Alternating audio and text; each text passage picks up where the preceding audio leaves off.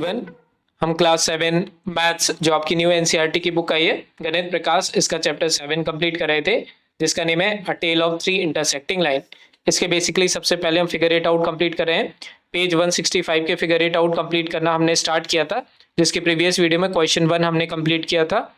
आज हम देखेंगे क्वेश्चन नंबर 2। क्वेश्चन 2 में देखिए क्या लिखा हुआ है। Can you construct a triangle all of whose angles are equal to 70 degree? If two of the angles are 70 degree, what would be the third angle be? If all the angles in the triangle have to be equal, then what must its measure be? Explore and find out. तो basically देखो बच्चों, एक question में हमारे लिए 3 different question इन्होंने दे करके रखे हुए हैं।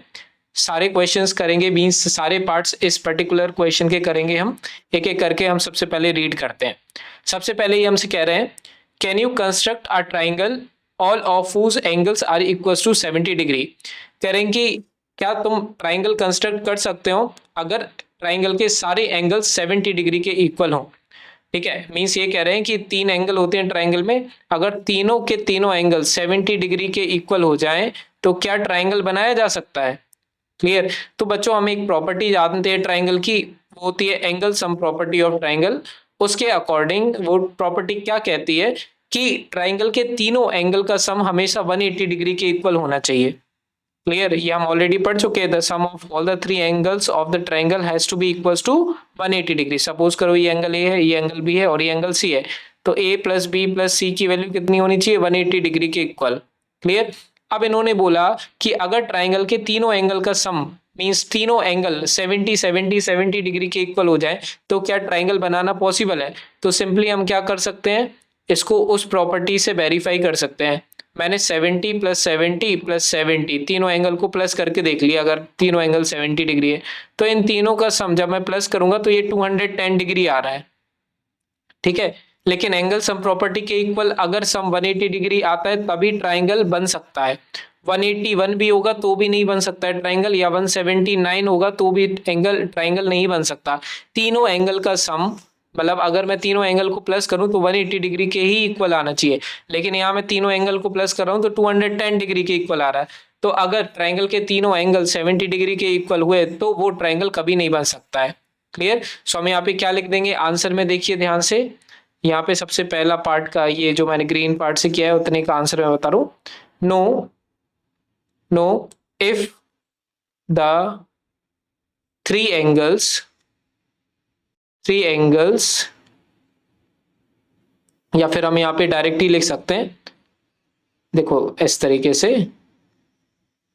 इफ, मैं लिख के बता देता हूं आपके लिए। ये देखो मैंने लिख दिया इधर पे, क्या लिखा है मैंने, देखो। No it is not possible to construct a triangle with all angle equals to 70 degree.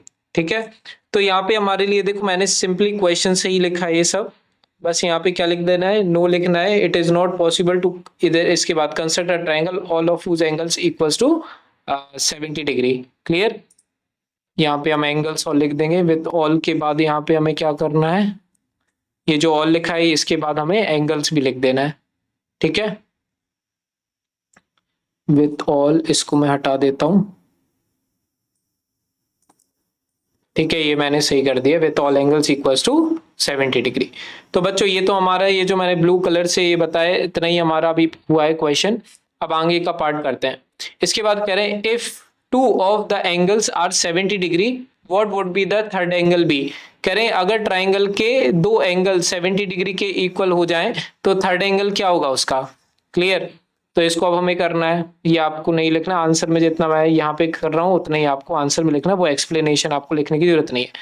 अब इसके बाद कह रहे हैं, क्या मैंने अभी जो बताया आपके लिए, कह रहे हैं कि एक ट्राइंगल है, उसके 2 एंगल जो हैं वो 70 डिग्री के हैं। सपोज करो ये 70 डिग्री का है, ये 70 डिग्री का है, तो कह रहे हैं तो बचा हुआ एंगल कितने डिग्री का होगा? तो हम मान लेते वो x डिग्री का है, जो अननोन है वो x मान लिया, तो हमने x लिखा प्लस 70 लिखा प्लस 70 लिखा। ठीक है, जब तीनों एंगल को प्लस करते हैं तो कितना आना चाहिए? 180 डिग्री के।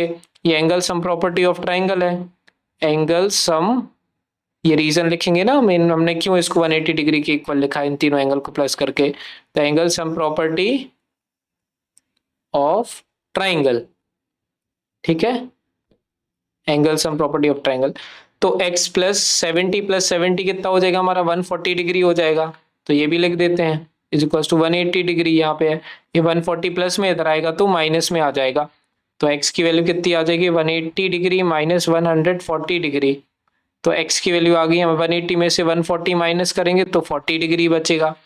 ठीक है, सो हम यहाँ पे क्या लिख सकते हैं, if two of the angles are 70 degree then the third angle will be 40 degree. इसको हम लिख देते हैं, मैं लिख के बता देता हूँ आपके लिए। ये देखिए मैंने लिख दिया है, if two angles are of 70 degree then third angle will be 40 degree. Clear, तो ये हमारा सेकेंड वाला पार्ट भी हो गया। अब जो बचा हुआ हमारा है इसको पढ़ते हैं।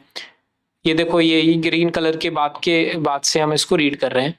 इसमें लिखा है if all the angles in the triangle have to be equal then what must be its measure be, explore and find out.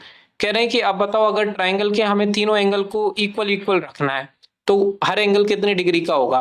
Clear, तो सपोज करो मैंने एक अगेन मैं ट्राइंगल बना रहा हूँ, कह रहे हैं कि सारे एंगल अगर इक्वल हो जाएं तो हर एंगल कितने डिग्री का होगा। तो अगर सारे एंगल इक्वल हो जाएंगे तो क्या हो जाएगा, ये x डिग्री का मान लेते हैं हम, और ये भी x डिग्री का मान लेते हैं हम, और ये भी हम x डिग्री का मान लेते हैं। ठीक है, अगर सारे एंगल इक्वल हो जाएंगे तो हम मान लेते हैं कि हमें अभी नहीं पता ना कितने डिग्री के होंगे, तो हमने x मान लिया। ठीक है, तो लेकिन हम ये जानते हैं x प्लस x तीनों x को अगर हम प्लस करेंगे तो 180 डिग्री के इक्वल आएगा, angle sum property of triangle के अकॉर्डिंग।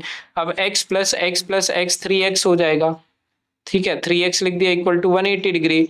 अब ये जो 3x है इसका मतलब है क्या, 3x का मतलब 3 मल्टीप्लाई बाय x, 3 मल्टीप्लाई में नीचे आएगा तो डिवाइड में हो जाएगा।